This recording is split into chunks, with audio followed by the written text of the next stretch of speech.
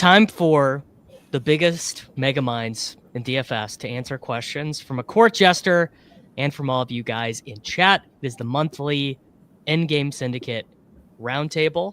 I'm joined by Brian Hooper, Adam, Youdacao, and Mr. Dan NerdyTenor. Boys, how are we doing? Is it freezing where everyone is? Probably other than Youdacao. Youdacao's probably like literally in Macau or the Philippines or somewhere right now. It's so cold they're canceling National Basketball Association games just for weather. So cold they're just canceling NBA games for weather out there. So if you were in the BR streets this morning grinding NBA drafts on the treadmill, for example, at 5:30 a.m., you already have some dead entries. So shout out to you. Wow, that's crazy. I didn't realize. I'm in New York, by the way, where also it's freezing. It is freezing. 2 days ago, we had an early start at my kid's school because it was like -2 degrees at 7 a.m. I guess they don't want people to freeze at the bus stop. Guess. No, it was colder yesterday, I think, around here, anyways. What is it? What is it by you, Davis?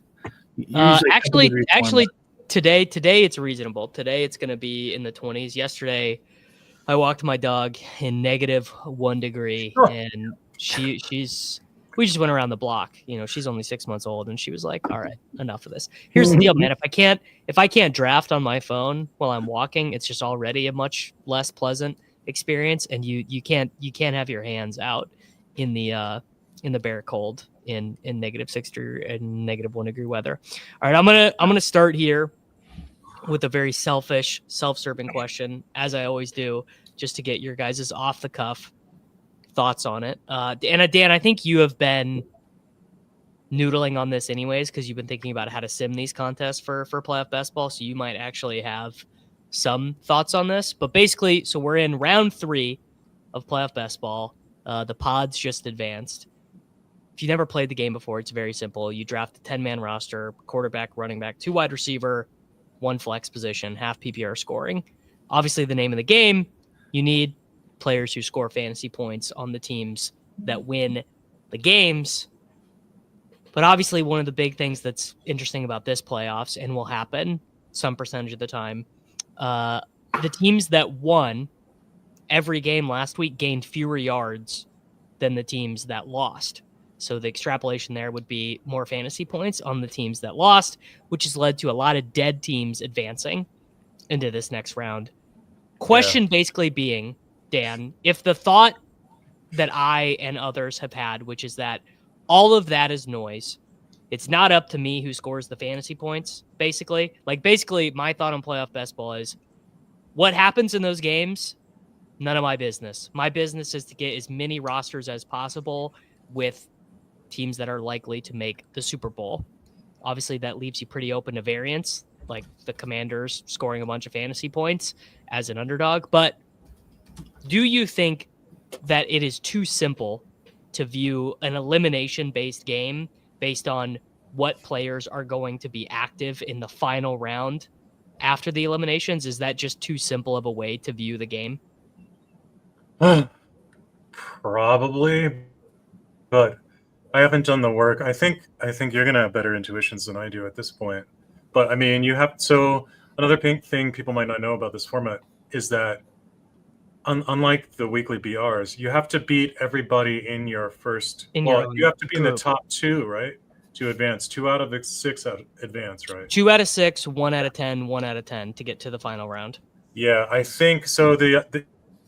I have more questions than answers, but the question is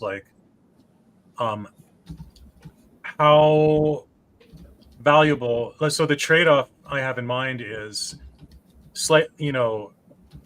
maybe lower chance of advancing out of your pod, but when you do, you get a team that's much more likely to crush if it does well in later rounds, right? That seems to be the question underneath your question is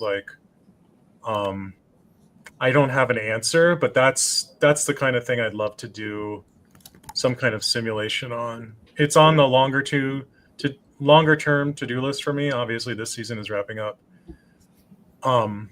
because I want to do full BBM stuff.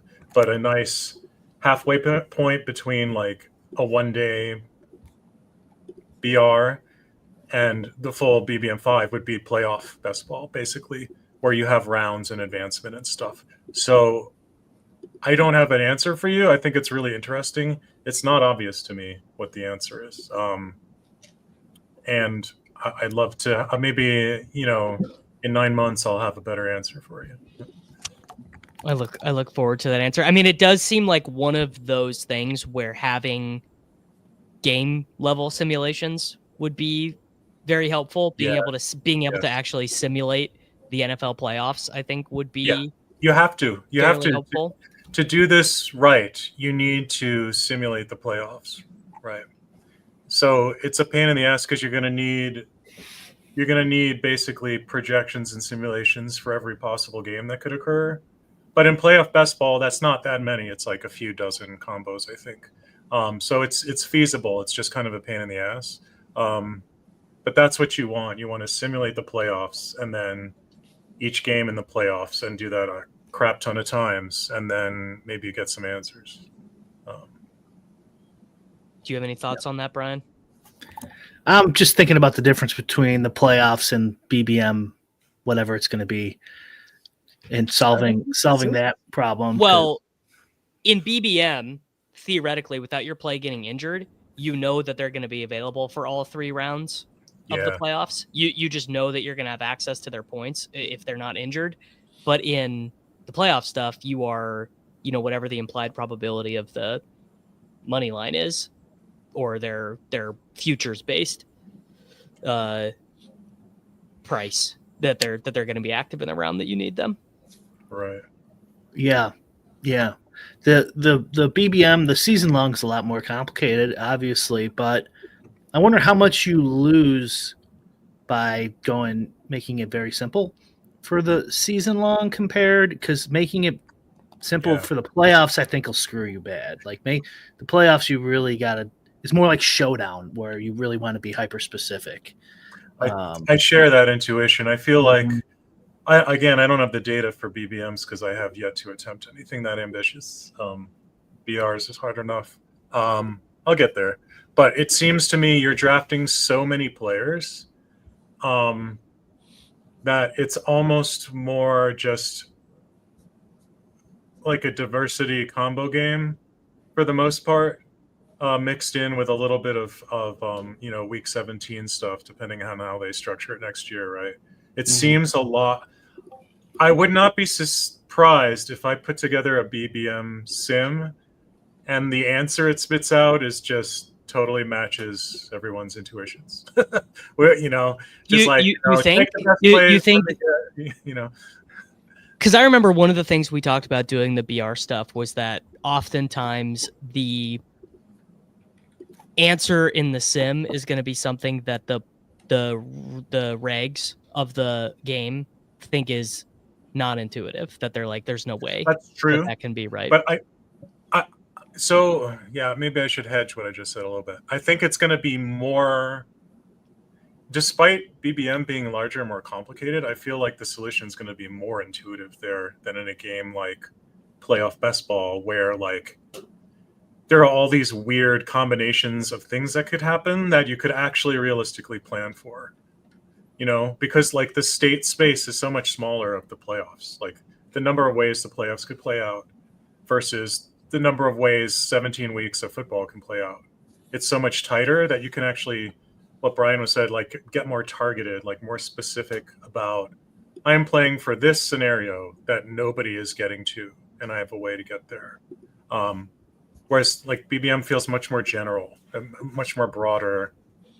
It's like, what constructions make sense? What combos make sense? What do I do? And, with rookies and injury risk and running backs and this sort of stuff. If the Chiefs lose to the Bills in week 7 of the regular season, how much does that really affect your sim, your draft strategy, everything? Probably not very much. If the Chiefs lose to the Bills in a divisional round or something in the playoffs, how much does that affect everything? Well, that's pretty huge. What's the spread in that game? We probably need that in our sim. but you probably don't need it in your regular season. But maybe you do. Maybe it helps. Who knows? I'm just guessing. It's probably not going to matter as much. Bye weeks, maybe you want that in there. Definitely handcuffs and injuries. But maybe you solve for that in more generalized way as well. Yeah. Could you theoretically?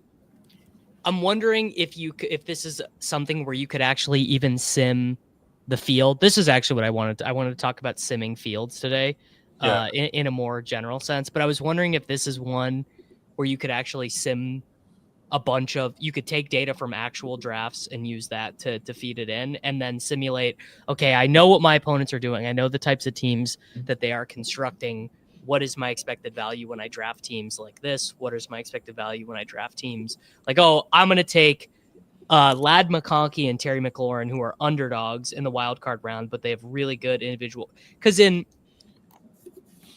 Adam, this is always the argument in BBM. Like, you've been on the team. Like, I don't give a shit about week 17. I just want the EV of getting a lot of teams there.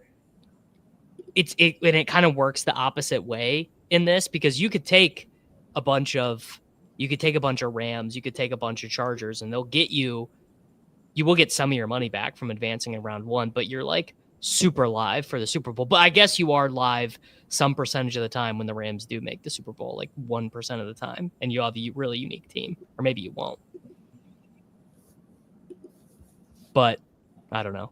I did want to talk about simming fields though, because Brian, something you and I were talking about like 3 or 4 weeks ago on my Sunday morning stream was like, these field sims for like wherever, like, oh, I by 838 person contest that I'm playing in, the field is likely to be simmed quite poorly.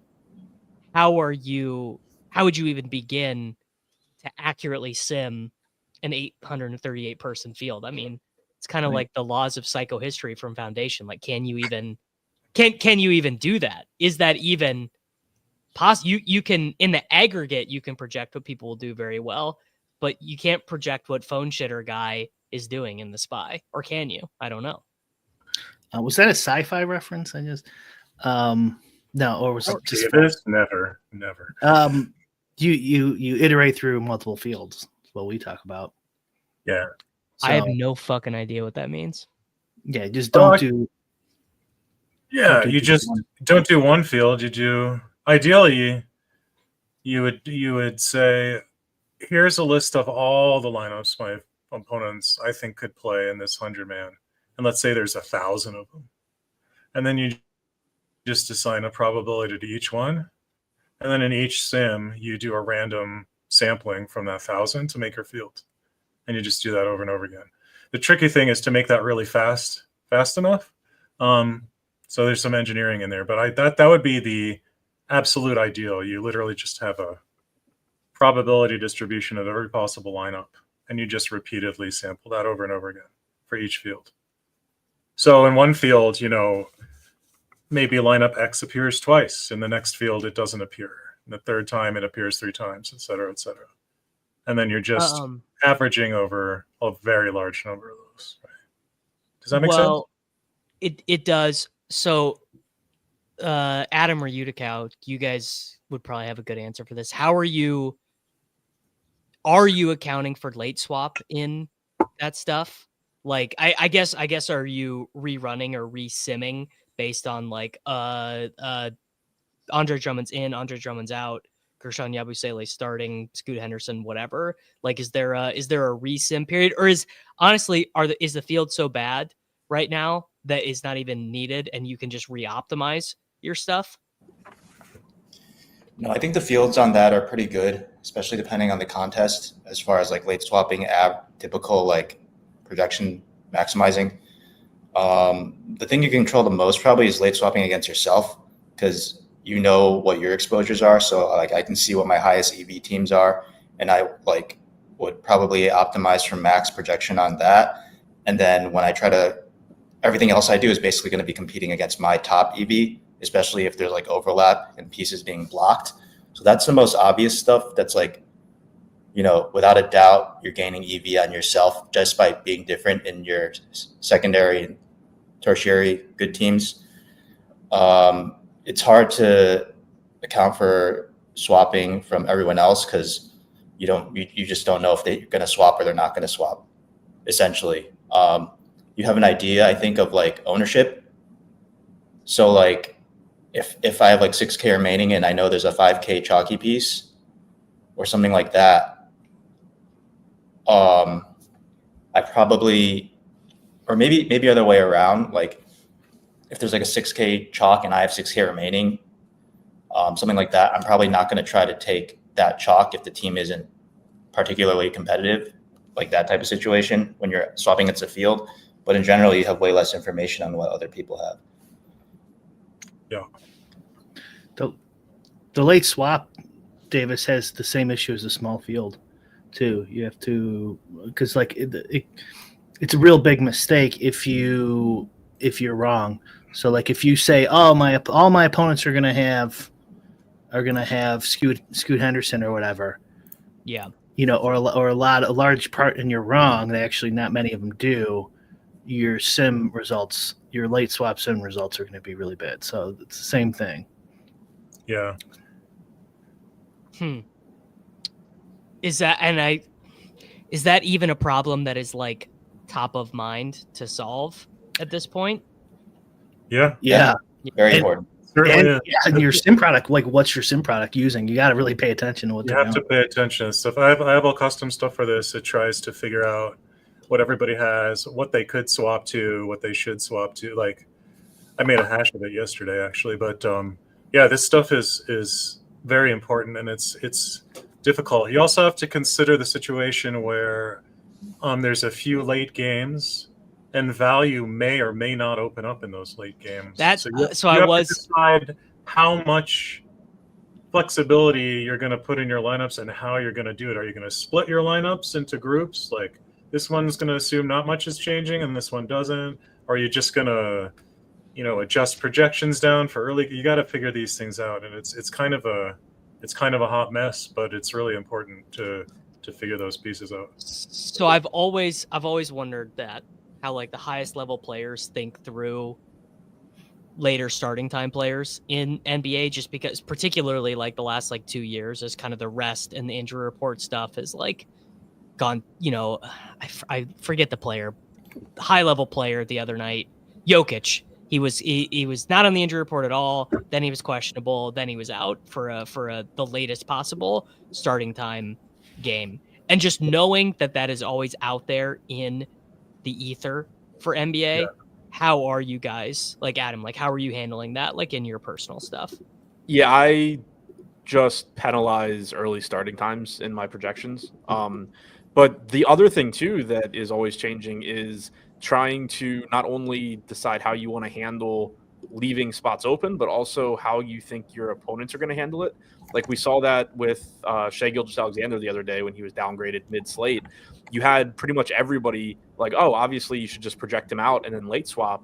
But then he ends up being out, and Oklahoma City ends up being like the chalkiest team on the slate, when you could argue that you would have almost like been better off just hoping him being in, and then you just have all these teams that are dead because they projected him out. Like last year, 2 years ago, there would have like absolutely been an advantage to just hope that these questionable guys get ruled out. You have maximum flexibility. Nobody else, or most of the field isn't handling it close to correctly. Now it's being handled really, really well. And so it's almost like you're taking on additional risk, projecting guys out in some cases for marginal gain, which is like a whole other variable. Yeah. One of the ways I've been thinking about this recently is because I have a bunch of different ways I've been experimenting a lot this year with how to deal with a specific issue. And one is just asking myself the question, like, when these late games roll around, what is the probability that I really wish I had more swappable flexibility going into that? Like, basically, given all of the injuries that might fall and the ones I don't know, like, how likely is it that I'm like, God, I really wish I had more open spots? And then whatever number that is, maybe 30%, I'll set aside part of my field and say, I'm gonna bias this portion of my lineups toward that eventuality, just to have some rough correspondence with what I think is likely. But it's really hand wavy, honestly. It's really it's quite difficult for somebody like me because I like to back test everything, and this stuff is like it's a giant chaos factory. There's only so much you can really quantify for the late swap stuff. It's very difficult. It's more of a field, really, right? I have a good case study that I was actually 50-50 on this past Sunday for the playoff slate. I think it was probably the 4 game, like the Millie Maker. I had, I could try to go back and find the exact situation, but I was talking about it with other people, and like the results on what I should have done were kind of like not settled one way or the other. So I think my team was like, I think it was like a stack that was like, yes, this is the 4 game. It was like Daniels, McLaurin, De'Ami Brown, Gibbs, Kelsey, Eagles. And so I had a wide receiver and flex open. A lot of these plays are like it's not like anything is really separating other than like Gibbs and Saquon. So Saquon is also on this team. So I know it's like competitive enough, like where it's like within reach of winning a milli. Like the current leader was like had likely remaining, and there was like some combos up top that were like either a Shakir or Bateman. So my best 5K receiver slot was a Shakir, and it was blocked by another Shakir that was 1 point higher. So that team, it had to be swapped to Bateman without question, basically because Shakir just had a higher projection. And then the team that I'm talking about was the one that was really in question, where I had 2 spots remaining, and it was likely in Bateman in place. And so in order for me to beat the current top likely team, I needed Bateman to score like 21. And for this roster to beat the current best, my existing best Bateman team, basically, that I had to swap down from Shakir, that's now my top Bateman team, I needed likely to get like 14. So if Bateman hits 21 and likely gets 14, I'm like the best likely and the best Bateman, assuming nothing else goes crazy. So it was a discussion of whether I should like swap off both, keep both, or like keep one and turn the likely into like a Curtis Samuel or something even worse than that. And so what I ended up doing was I just swapped both, and I did like Cooper and Keon Coleman, and they were all 2%, just to like, and then just in the case that the likely Bateman are both bad. It factors in at least somewhat too that if Bateman goes for 21 and likely goes for 14, Lamar is pretty likely to be smashing too, right? Like I mean, not really. Maybe. Because then like I'd be drawing that anyway, probably. Like it doesn't matter too much. How'd you do? I mean, did it work? So actually one of the teams that had the 1 point higher with the same pricing wasn't even Shakir, it was Bateman. So like that team was blocked, and that was second, right? Because we were blocked by the Bateman until likely caught the last touchdown. And then the first team I was talking about that had like only likely remaining ends up winning. So it felt like third. So that team you thought for sure was Shakir actually turned out to be Bateman? There were 2 Shakirs. Yeah. There are 2 teams that should have been Shakir, basically. Right. And when someone swapped to Bateman on one of those teams, it gave like the other Shakir guy the best spot, basically. But then Bateman beat Shakir. That's a real good example of what we're talking about, me and Dan. So like, we there's a X% chance that it's Shakir, but there's also a % chance it's Bateman and maybe something else, and you need to iterate through these variations to find your answer. Yeah. But like a general rule of thumb, Davis, I've probably said this 10 or 20 times, it's so remedial, but it's the Sims always show, like if you're thinking of some adjustment, like injuries or late swap news, if it's good, you want more of those players. If it's bad, you want less. I know it sounds... No, it's so funny. I think I've totally round tripped, like, for example, NFL BR of being like, oh, dude, it's all about the unique combos. And then now I'm just like, no, I actually just want to jam in as many possible highly projected teams as possible and let the chips kind of fall where they may. Because particularly like in BR, the combination thing. 2015 all over. Yeah, welcome to the team. Yeah, well, the combinations thing in draft games, the combination things takes care of itself for you because there's a maxed out number of like in the pool, only 16% of entries could even possibly dupe you, just based on how it works. I guess when it's 4-man, 25%, but 5% of people will totally donk it off for whatever. 5% of people will sharply, quote unquote, be like, no, dude, I'm gonna be the only one with Curtis Samuel in the whole field. So that'll take care of itself. And then all of a sudden you're like, oh, I'm just competing with like 2 other teams in this part of the game tree or this node where these players hit their projection for first place. Which is just, it's just so fast. I was talking with Neil yesterday about this, about how kind of like the 2018 era of DFS where it was all about the double bring back and double bringbacks are represented in 0.5% of the top 1% lineups, but the field's only playing them at X% or whatever. And now it is literally just like, nope, you just jam different layerings of the good plays and you win. That was after a Burrito brother won like 3 millis in a row with double bringbacks or something. And so everyone's like, oh, you just have to do double bringbacks every single time in 150-year lineups. You have to be careful with that stuff because there's like a famous bias in poker, which is like, if you see an opponent, like a sort of good but not great player, will see an opponent make an obvious mistake and then think he's a fish. But like good players make mistakes too. This is sort of the reverse. Like you could look at a great player's portfolio and there are some things that they are probably doing wrong. It's just that on average, they're more right than wrong. And that's why they're winning, good players, right? Doesn't mean everything they do is sharp, right? So so it's also like self-selecting too. Like for instance, in Battle Royale, I think you're going to find a lot of stuff like this where a lot of the sharp players are doing a lot of the same things because they're consuming a lot of the same content. That doesn't mean those things are all sharp, right? So you might find that among profitable caching lineups, you find some properties that may or may not reflect good strategy. It could also just be like groupthink among good players. So this is just something to consider. I would throw out there.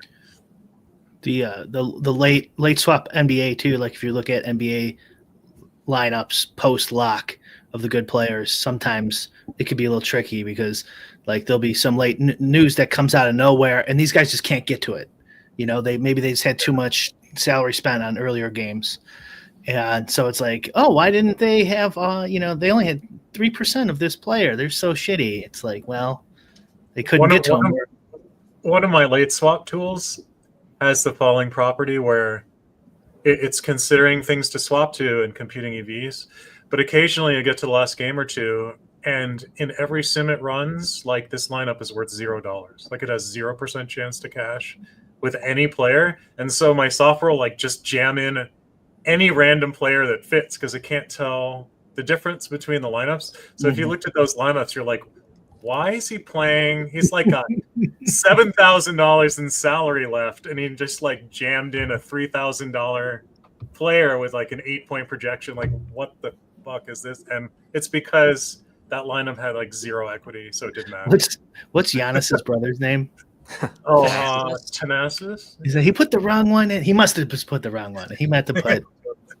There was an NBA slate a few seasons ago. I think it was McLovin just like swept the slate basically because his teams were so shit that he just swapped to some like 3K Spurs guy at no ownership. Yeah. And the guy scored like 50 points or something. I remember that. Yeah. Yeah. So somebody, I don't remember who, somebody like actually DM'd him like, what did you see? And he's like, nothing. His lineups were just like dead. I did that once with the Oreos. I fucked up and didn't get my stuff in and had an Oreo stack, like in tons of lineups for some reason. They were like 0.1% owned. They scored like 16 runs. Guys were DMing me. How did you know the Oreos were? Do you think it's possible with like kind of everyone has a sim product now. Everyone who it's hard to say how many people who play in daily fantasy sports contests are like aware of the meta, like aware of sims. Peter always tells me I overestimate it. He always tells me there's way more phone shitter bros than I think. Yeah. But would you say it is possible that we get a 2018 return of DFS where it actually does become about being weird because people are so woke to just playing the best plays? Like 3K value guy comes up, you just play him, you don't ask questions. In theory, it should kind of always be shifting, I would think, and that's kind of right. Yeah. Like that's been my assumption forever. Was like you used to be able to win just by playing the best projected guys because people had bad projections. Then projections got good enough that you win by being different. Then people got good enough at being different that you kind of shift back toward playing the best plays because the second best plays are correctly or overowned, and then eventually it'll probably shift again. It's just that each shift the gap or the edge gets smaller because people are generally better. Yeah, if there's like an optimal ownership line, it's gonna be like each jiggle is getting closer to the middle probably. Well, DFS is funny because the equilibrium strategy would always be changing, and it's not like that in a lot of games, you know? I mean, it is like there are a lot, but I guess I'm thinking like poker, like what like a pile solver would have you do. Like there are immutable rules in poker, right? Aces always beats kings, you know, whatever. But Jokic doesn't always beat Giannis, or Jokic doesn't always beat Bobby Portis. I have an unpopular take. I don't think it actually matters at the global level. That's what you say is obviously true, but I think in terms of getting closer to equilibrium, it actually doesn't matter. It's Brian and I have talked about this before, and maybe I'm wrong, but it's more that like it's sort of like in fantasy you're squinting at the cards, like it's sort of fuzzy and hazy, but it's like never going to be perfectly in view, like the probabilities of cards coming out with exact precision, but like however good your glasses, your projections can get, there is, in theory at least, the best possible projection that you could make that accounts for everything that could be accounted for. So in theory, it doesn't matter that it's a distribution that we'll never know is correct or not. In theory, there's still an equilibrium there. And in practice, even people could say, okay, this is too academic and quibbling and stuff. But in practice, the real question is like, is it close enough that you can't beat it after the rake? That's really the question we all care about. We're trying to beat it. Like, it doesn't have to be perfect to be unbeatable. It just has to be close enough so that there aren't enough profitable spots to play to overcome the rake. That's the point at which you can't win anymore, right? Not when literally everyone is, playing quote unquote GTO, or the field as a whole is playing GTO, right? That's really where the point is. So, I think this is why, like Youdacao exists, is the difference between sims and like no ball guys is also important here, because if you do know something that the other people do, the sims aren't going to help you. Like if you, and like I was saying earlier with my remedial axiom of just, if it's better, you play more. If it's worse, you play less.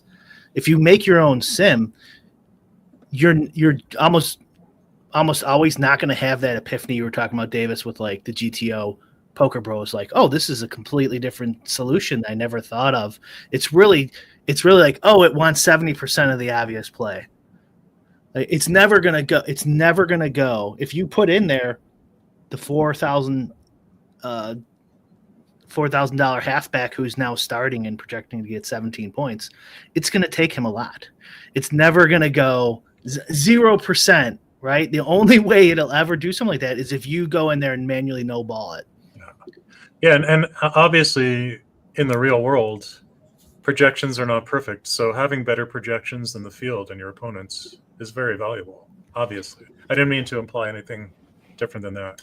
And getting the distributions right too. So, but that's also kind of no ball.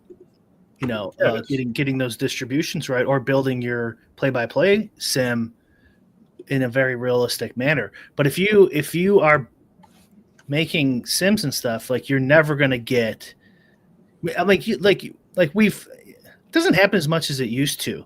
But how many times would you see, on a DFS content show, where they're like, I'm going to fade the chalk guy, and it's like a sim will never tell you to do that. You still get it. You'll still find that in DFS. People like, I'm fading that guy. Too high owned. But I think I'm just kind of making a meta point here. People think like sims are going to tell them like this secret solution, and maybe if they build a really good one, they'll know this solution that Dan doesn't. But it really isn't. Like, how many times do we do the BR show, and it's just like a guy didn't get picked, right? He's going to the sim almost always goes, take them. These idiots didn't take them. Take them. These idiots didn't take them. It doesn't go like, oh, this is a tricky spot to fade this obvious value play. It like never happens. Yeah. No, literally not once. No, it only knows what Derek Carty and Michael Leone tell it to know. It would if you have a small sample size, and it would just be noise, because it would just get a bunch of rolls of shitty games. Like, even with a high distribution, but like, even if your distribution is crazy, like, let's say it's like a bimodal or something, like he plays or he doesn't play or something like that. That's still like a no ball thing. Like, you're putting in a distribution that other people don't know. BR is really interesting too, because it has the unique feature that, I mean, this is so obvious, but there are in DFS you can make whatever team you want that meets the rules. In Battle Royale, every once in a while you get to make a team that's really hard to make, which is a different source of value. It's related to ownership, obviously, but what's funny is I did some early work on this. So you can have a scenario where rare value falls to you. You take it, even if you knew for a fact that you were duped a bunch of times, because it's so hard to get this team and it's so much more valuable that you don't actually care that you're being duped. It's still way more valuable to just take the value knowing that you're duped because it's rare, right? It's like, yeah, this team is going to be owned 5 times, but it's so valuable. I'm cashing just all over the place. I could imagine a scenario where it has like very little win equity and it's still profitable in Battle Royale because it's so much better projected than what you can normally get. Anyway, it's a different dynamic. That's sort of like, it's almost like a door has been opened that's rarely available, whereas in salary cap you just make whatever you want whenever you want. I honestly wish the draft games were bigger, because they are kind of more fascinating. From maybe it's just because I have kind of reached my ceiling of interest and skill maximization in salary cap DFS. I just am not going to develop my own sims and projections and stuff, I'm with you. I mean, that's why I spent a ton of time developing this software even before I knew Endgame was starting. And it wasn't because I thought I was going to make a bucket of money drafting. It's because the game is really quite fascinating and complicated and fun, I think. So I've been spending a lot of time thinking about Brick's favorite question, which is how could you cheat at DFS? Like, what sport? I think Brian, I got one for you that I think is realistic, but I don't know about the prize pools. These WNBA players get paid nothing. It's true. But the prize pools are probably not big enough. You'd have to be in a Jonte Porter situation. You'd have to be getting stuff down in prop bets or whatever. But that is my most recent one of just thinking about the theory of it that you could theoretically do, but I think it's a funny one. How much could you even get down on in the WNBA market? Depends on if Dink and Leone's model is working for ETR employees, because they used to have their own projection model that they just ran internally. that like mimic the NBA stuff, but they just plugged in the WNBA data. Yeah. I think you would have to have access to like thousands of accounts to bet because the max NBA bets are probably pretty small. I would imagine, yeah. And even a small salary, how much do they make, Davis? What's the average WN player? 30,000. I mean, 50,000? I was gonna say it's like really low. I think the move there is like you get to know like 5 of them and then parlay them together a lot. Yes. You know everyone on the Sparks. You're like going out with the ladies from the Sparks. You can't. You're like you can't do the Porter thing. Like, of course, that guy that was the dumbest way possible to do it. Like, because you're gonna get caught. So parlaying that does make sense. Yeah. Or if you can get like Spankies, like, or one of those guys who have thousands of accounts, then they can bet small amounts on tons of accounts. Maybe they wouldn't catch it as quick.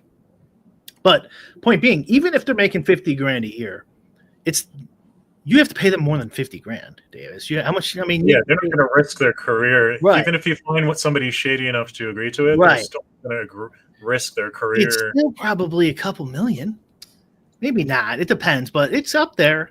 I don't know. Right? I bet you'd be lucky for $500,000 to get someone to take a flop, and then now you have to. I don't know, dude. They're like going over and playing in Russia and shit.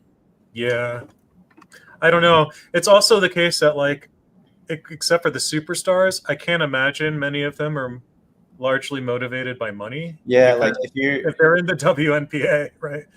If you need to hit a parlay, it's easier to buy a coach than buy multiple players. I like that too. Kate Martin gets benched for the Aces after missing a bad shot or whatever, and she's perplexed, and you had all her assist unders or whatever. There's something there. Still. I think the point I'm trying to make. There's a big number there. It's not just their salary. It's more than their salary. I don't know what that number is, and then you have to get all that down, and not to get caught. So even in the WNBA, like you still got to get a million down. At least, and is that even? I don't know. Here's the thing. I'm just thinking through other. It's not as easy as people think. If no one cheated when the Outlaw Tour DFS was around for like 3 weeks. I'm sure someone did. If no one cheated at that, then resourcefulness and ingenuity in America is at an all-time low because there wasn't even a way to watch. You couldn't even fact check that if you wanted to. I still won't forgive JJ Spawn. He did not make the cut like in the goddamn Outlaw like 2 times. Joel Damon was playing these events. There had to have been I remember I tuned into a stream once and it was just a guy with his iPhone in Arizona just out periscoping, around and people were gambling on this. I think it's way more likely to be just a random kind of idiot and his buddies who know each other, like Porter, just a mistake from a young dummy, than an organized cheating scandal in any professional sport. Because I mean, not that these criminals are usually not super geniuses is one takeaway, but also but even so, like you're risking exposing yourself. Like, how do you approach someone without exposing yourself as a shady person until you're like really sure that I don't know. I don't even know how that would go. It'd be funny if you flopped and someone bet on that. That'd be crazy, wouldn't it? I mean, I've told people this before. I've been in DFS and poker for 9-10 years, and I've never been approached by anyone trying to cheat, like not a single time, to use my software to cheat in poker, never. Which I always found surprising on one hand, but the more I think about it, it's like, what's the move there? It's like, because there's a risk that someone like me, and this is what would happen, is going to be like, if you're playing with so-and-so, you might want to know that they just asked me to write real-time assistance software for them, which is banned. Might want to rethink, sitting, that's a huge risk that they're taking. So, but it happens all the time in poker. It happens every time I check my Twitter list for poker, there's a new cheating scandal. Like without fail, it's always happening. Yeah, but then I think like, how does that compare to the volume of play? Like, I don't know how rampant it is, but yeah, it's definitely. It's just so much easier. Just so much easier to like. That's why DFS is God's game. You know, we have the brightest minds in America trying to figure out just like theoretical ways you could cheat. Well, it's the three mans, right? That's the one where we know cheating. That cheating does happen in that. But if you're smart, you just know not to go in. You know. Yeah. Which I guess is worse because then it means only huge donkeys are getting cheated, which is bad, I guess. Yeah, but I mean, I think we've done enough. That doesn't happen anymore. That doesn't happen anymore. No. Not too many people. Too many people watching, I would assume, who are aware. I still wouldn't play three mans. I mean, why risk it? You know, you should always protect. I was gonna say I wouldn't. Yeah, it's gambling. In gambling, you should always protect yourself, even when you don't really know that anyone's cheating. No one ever approached me, Dan, either. But I wasn't a super public poker player. But I can't prove it, but like I know, you know, in my heart for a fact, the dudes were soft playing each other for sure. Oh yeah, no, we had actually there was a soft play ring at in Blackhawk where I play once in a while. It's been like months. I should go up there. There was a ring of people sharing profits, soft playing each other, and chopping up other people's money that got busted many years ago. It's actually before my time. So it's absolutely, you do have to protect yourself if you're playing for any serious money. Like there is cheating in poker. You do have to watch it. Definitely. And like online, it's even easier. Oh my God. Way easier. So I could have made so much more money if I were shadier. do you guys think there's any, so I won't say who, but a popular DFS personality, let's say, DM me once years ago that there is a like syndicate of 150 max cheaters, like colluders. And I don't know, I mean, it's a credible source. I'll tell you after the stream, but yeah, he said, oh yeah, there's groups of guys and they do a bunch of 150s together in. So what, they just compare data sets and like they don't overlap lineups, or they don't have. I wonder if he was talking about the kind of popular players we know who partner with people, and that's what he was just thinking. But he made it seem like it was actually like a group. You know, let's say they'll have 15 or 20 sets of 150. Well, there's two things to worry about there. The first is like people sharing data to minimize correlation between their 150 sets. I can imagine that happening. I honestly don't know how valuable that is in a gigantic GPP. Like it'd have to be smaller it's worth something, but I can't imagine it's worth a ton. But the second thing is like there's 150 max for a reason. So people like getting their buddies to open accounts so they're not 150 maxing anymore. They're 900 maxing or whatever. They're basically multiplying themselves. I would believe that probably first before the second thing, because the second thing, again, it has the same problem of it's like this web of trust has to exist between all these people, and like if one person defects, they're all busted, right? So but if like many such cases, it's DFS Lufthansa. I mean, if I wanted to cheat, I'd be more inclined to like have all the PTA moms sign up for DraftKings and then give me access to their account and then like play through their account, like just to increase my volume effectively on the easier content. This was a long time ago. Okay, yeah. I want to say like 2015 or something. So I wonder if the fields were like 8,000 or something. Okay. Back then, who knows what were they back then? I don't remember. But like if you're talking 5,000, 6,000, then you got 1,000 of those lineups. Yeah, you better come first place. Then you're paying big. Neil had a good comment. He's like, he suspects people are shady.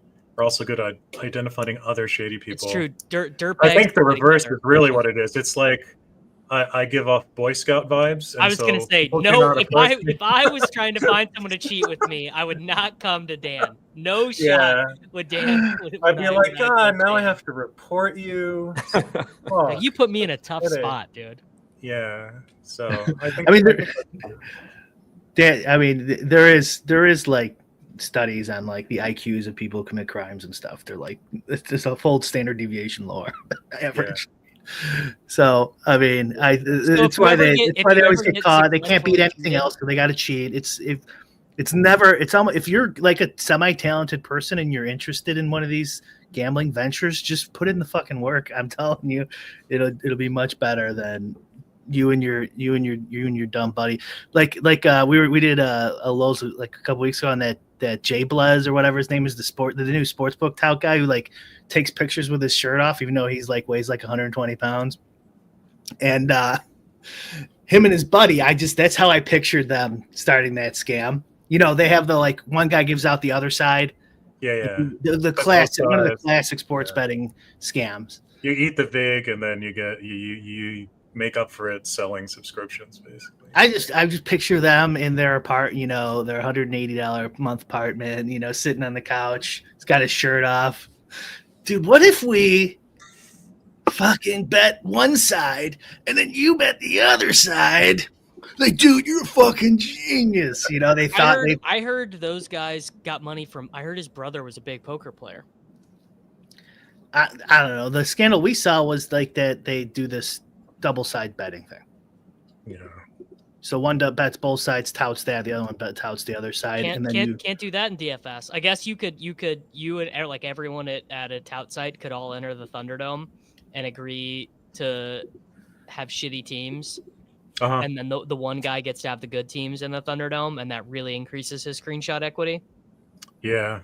I imagine that would draw DraftKings' ire for a different reason. Because they might be worrying about money laundering, right? So I know in the poker world, there are things that were not about cheating, but money dumping, where they're worried about cross-border transfers and this sort of thing. So if you're just like, if two people are just playing for huge stakes and one person is just like obviously terrible for no reason, like that's going to draw some scrutiny for that reason. I remember that conspiracy theory, maybe not even conspiracy, going around during the Ethan Gate era, where people were like, this is just obviously like to get money overseas. It would be so easy to do, which actually I guess well, you can't even play overseas, can you? I don't know. Can you play DraftKings in Mexico? There are places you can play. I don't even know now. Somebody else maybe knows. Can't play in the UK. I don't know. They've been banning a lot more countries though. Back then, maybe you could play from anywhere. I don't remember. I don't know. But I mean, like, I doubt like money launderers are using the 50,000 the first FanDuel. No, you would do like 10. You would do like 300Ks of head-to-heads, and then someone just doesn't put in the lineup. Basically. Oh yeah. Or put in a dog shit one maybe. Yeah. Easy game. Why use Bitcoin to have money cross borders when you can use FanDuel? I mean, it's simple. Yeah, I mean, I guess they could, if they wanted to legitimize the money, then you could say you're going to pay the rake, but I guess it could be worth it for some people to do that. Maybe. Yeah. If it's like drug money or whatever, paying the rake's not a big deal. Yeah, it's cheaper at the high stakes too. Yeah. Yes, C. Blaz is the brother of Jared Blesnick, who's been yes, correct. That is what I read. I was trying to search for the name of the brother, but yes, that is the case. So this one is I've been noodling on this. Everyone who is not a super genius uses data golf for their golf projections. And probably even some super geniuses might use data golf because the projections are really good. So I've been noodling on this. How much worse would a projection set have to be to not be valuable if everyone in the field, like let's say you could enter 1,000-person GPP on DraftKings, 999 of the entries are using data golf, and let's just they're the best, they're the gold standard. How much 10% worse projection set for you to enter to be plus EV just based off differentiation, or maybe plus EV, probably not the right terminology.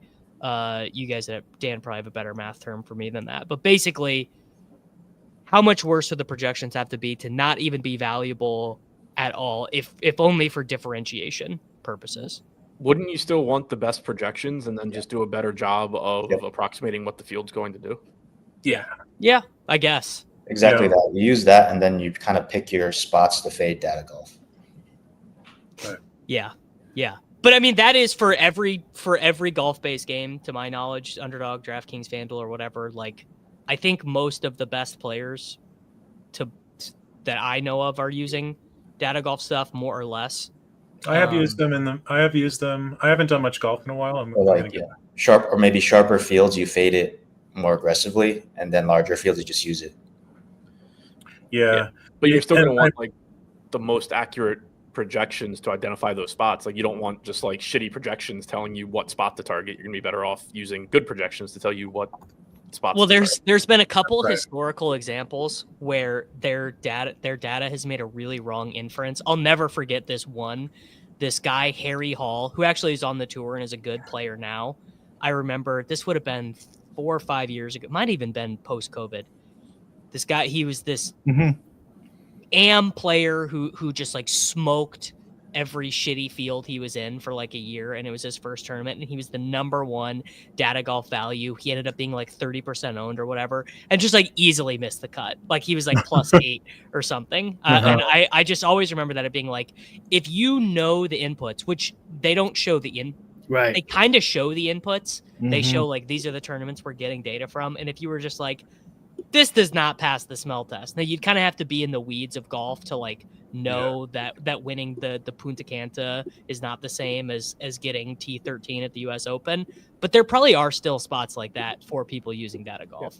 Well, it goes back to what we were talking about before with like no ball and sims. Like if you can just do the best of both worlds, it works out really well. Because like, if you just run sims with projections, it's going to tell you to play the best plays. But if you know the inputs on one guy are wrong, it's going to tell you to play that guy, a lot or not a lot, depending on which direction it's wrong. Yeah. I put another way, I had this argument. Well, it wasn't really an argument, but like the projection and ownership / construction are really orthogonal from each other. Like, you always want the best possible projection you can get. Always. And then it's just a matter of, if the field has something different than you, like, how do you best leverage your superior projections against the field? It can be confusing for some people because their projections will drive their process, so they don't think about it as two separate things, but that's just a process, an artifact of how it's built, right? Of how they're building. But they are two separate things. You always want the best. I mean, obviously, why would you would never want to punch yourself in the face and then, have worse projections for no reason, right? Yeah, I've thought about it a lot, and I still don't really know where I land. But like, let's say, my personal projections are exactly as accurate as data golf's, but obviously they're just going to miss naturally in different spots. And my process is evaluating, like it's including ownership, it's including the field, blah, blah, blah. Am I just taking on more variance for no real reason using my projections? Because it's going to just like point me to a few specific spots to just like jam, as opposed to just using the projections everybody else is using and then using my process that finds ways to differentiate within those.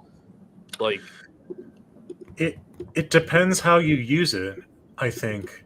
It could be more or less variance depending on how you do it.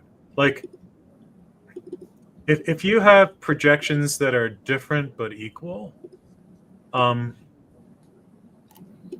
your EV shouldn't matter if you keep everything else the same. Like, if you estimate the field the same, the ownership, if you keep everything else the same, like you just said, it's just as good, so it shouldn't matter, right? Right.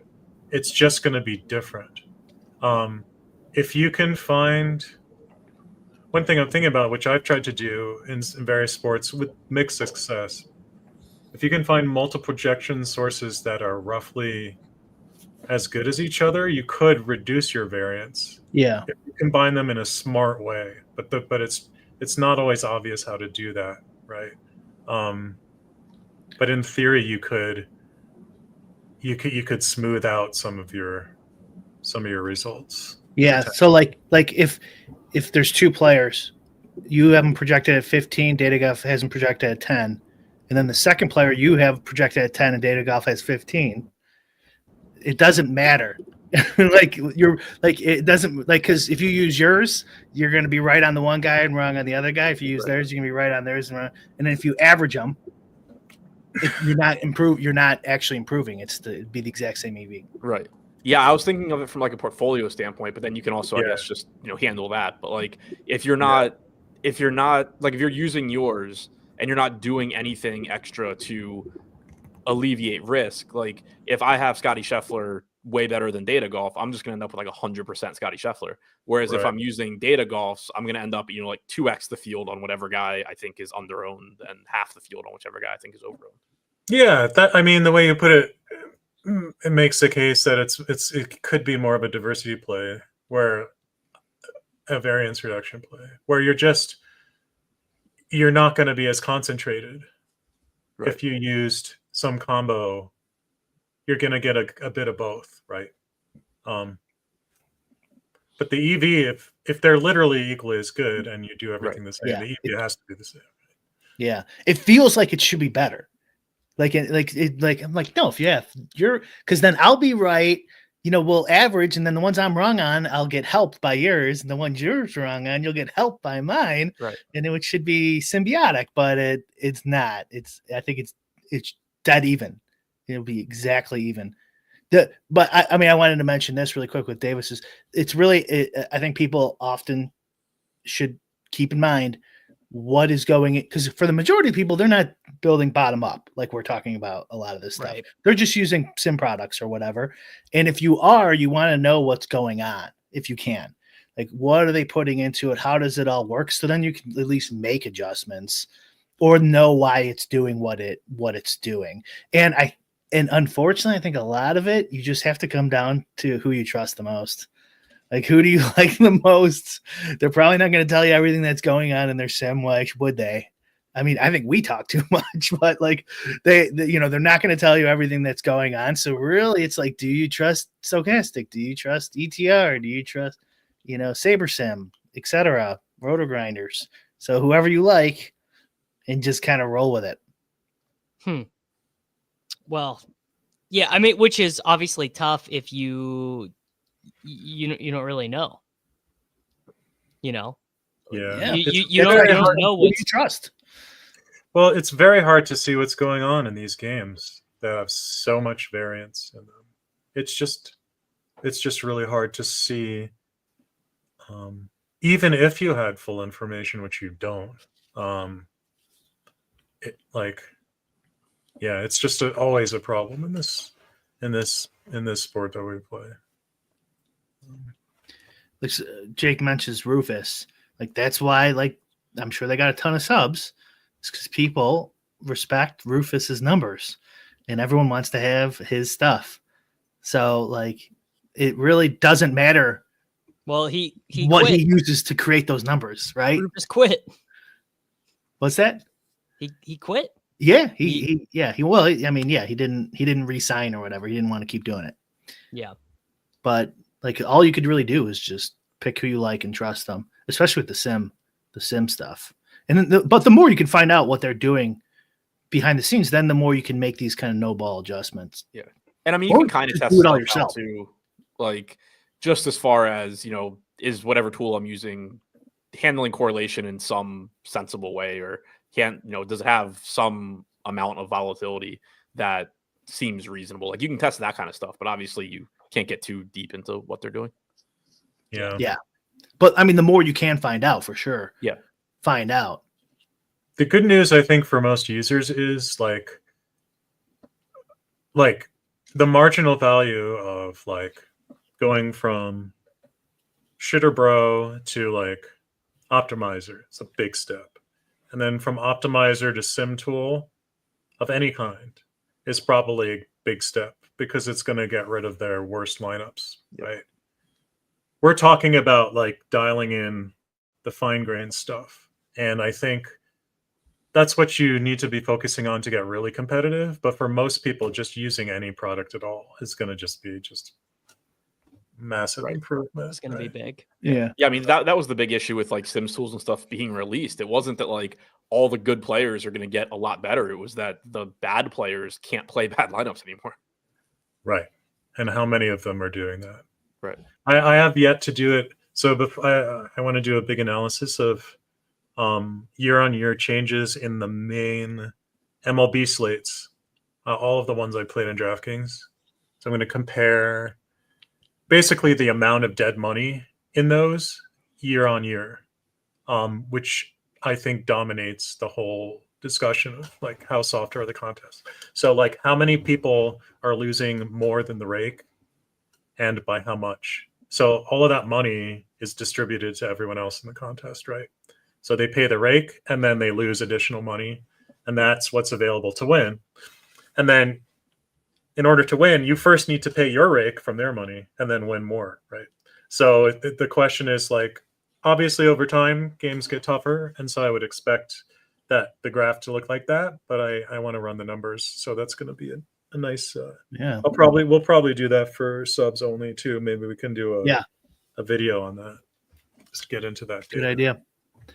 Don, am I doing golf ownership? Probably not anytime soon. I know I've done it for years. We're gonna have an announcement next week, and then eventually maybe we'll do some updated ownership. We'll see. But for now, no. For now, you're shit out of luck. For round 2 of the Farmers Open, you're on your own. All right, guys. I think that is good for today. If you really enjoyed that discussion, Dan and Brian and I will be back tomorrow to sim the Battle Royale for the divisional round. I really hope that Dan shows up and says, actually, all the teams you've drafted already, they're the nuts. You probably have already drafted the winner, so you don't even need to draft anymore. And it'll be funny because the rooms are about to really change because ETR will have their projections and their optimal probability come out tonight. Yep. So whatever I've drafted so far is not going to be possible. Some of the combinations are just going to be wiped off the board, which is always fun little wrinkle there. Guys, make sure that you're heading over to endgamesyndicate.com if you want the real info. You want the things they won't say on a free YouTube stream about how to win at the games, how to build tools to win at the games. You can find that over at endgamesyndicate.com. We will be back next week, actually, not next month. We're going to have an announcement stream next week, so be there for that. And we will see all of you guys then.